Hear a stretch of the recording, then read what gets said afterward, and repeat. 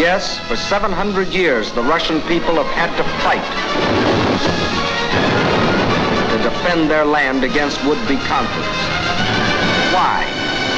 Why have all these attempts been made to conquer Russia?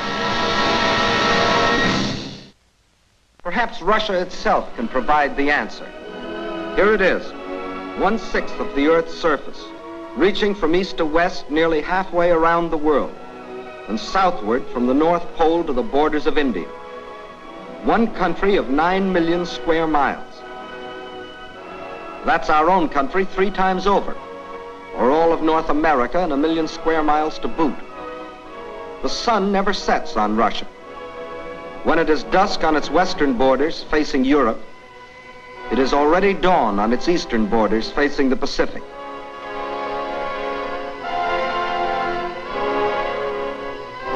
That's Russia, or to be correct, the Union of Soviet Socialist Republics.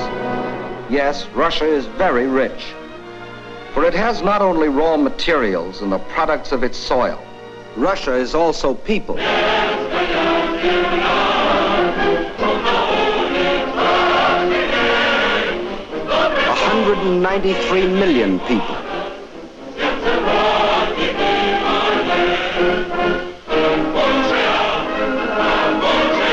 People of every race, color, and creed. People coming from the many different republics that comprise the Soviet Union. People speaking more than 100 different languages, but all citizens of one country.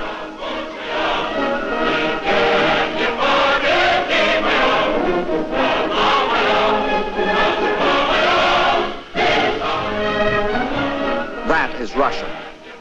Size, the largest country in the world. Raw materials, unlimited. Manpower, 193 million. These are the 3 reasons why every conqueror in history has wanted Russia. And these are the reasons why the modern would-be conqueror wrote, "When we speak of new territory, we must think of Russia. Destiny itself points the way there." Yes, as we have seen, Germany's spirit of aggression was handed down from generation to generation. And now, in Hitler's Germany, the dream was world conquest. To such a dream, there could be only one answer: collective security.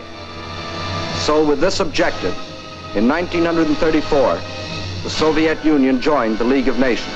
But while some members of the League were pleading vainly for the use of collective force to stop aggression, the world saw other members, Germany, Italy, Japan, withdraw from the League to follow the path of aggression.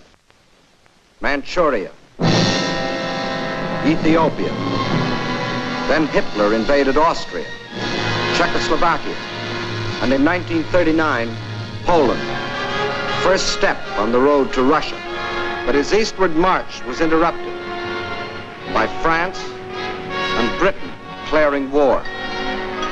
So the Germans were forced to turn west, and in 1940, as we have seen, wiped the last opposition from Western Europe. And while the Nazis were unsuccessfully trying to beat Britain to her knees, the German generals were already planning to resume the interrupted Eastern Blitz.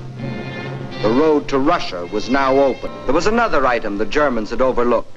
They overlooked people. And generals may win campaigns, but people win wars.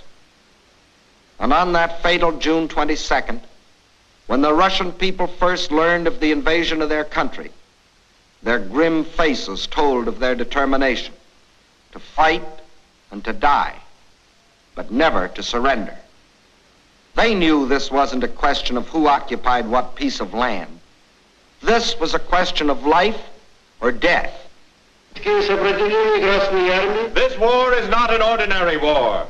It is the war of the entire Russian people, not only to eliminate the danger hanging over our heads, but to aid all people groaning under the yoke of fascism.